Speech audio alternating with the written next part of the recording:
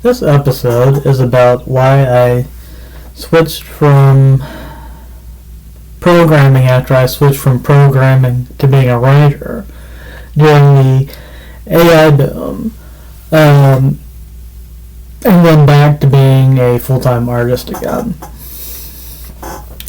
During the AI craze, it became harder to publish my science fiction and fantasy online without having to worry about whether someone would end up stealing my work and using it to train AI models and stuff like that. So a lot of why I became a programmer, along with being a Linux user already, was the fact that I wanted to come out ahead of all this stuff and build stuff that was simply less vulnerable to being scraped from the web. And now having stuff like a relatively secure robots.txt and meta tags is part of my general workflow these days. But a lot of the reason I stopped being as interested in programming was that online there wasn't as much of this.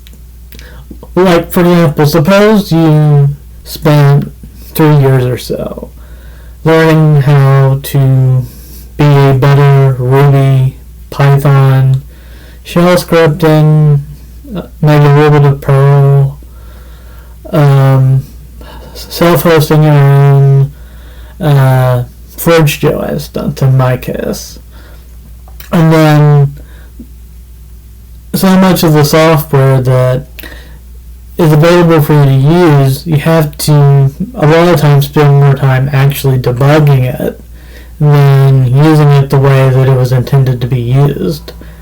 And so oftentimes I had to build my own solution to problems rather than having to rely on solutions that were already out there on the web.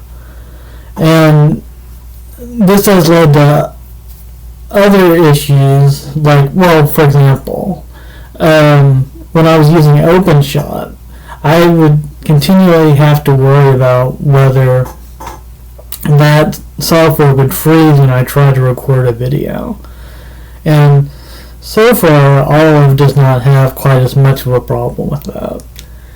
But it just became apparent that a lot of the software out there had people that cared even less about what they were developing than I was as a user using their software. And like even Krita that I use every now and then to do pixel art and other kinds of art, it freezes more often than not.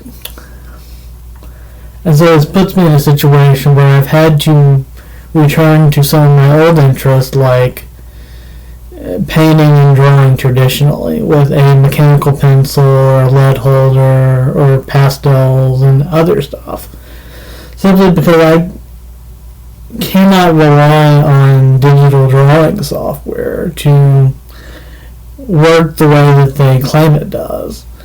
When I was using my tablet to record frames for an animation, I pretty much had to take the individual frames and then drop them into OpenShot or Olive, and then import those as an image sequence and then export that as a video. And then if I wanted music, import that video and drop music under that. Which becomes really tedious after a while. And it makes me not even sure why digital drawing software is even recommended for amateur animators and stuff. And so, like, for me, I've just gotten to the point where I genuinely prefer traditional art over digital art.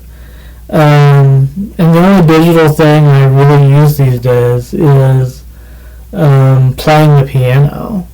And even with that sort of thing, like if I upload my music video to YouTube, then YouTube trains their AI models on my music, even though it's my music and my work. And a lot of that is why I've decided to switch to a podcast on my own website.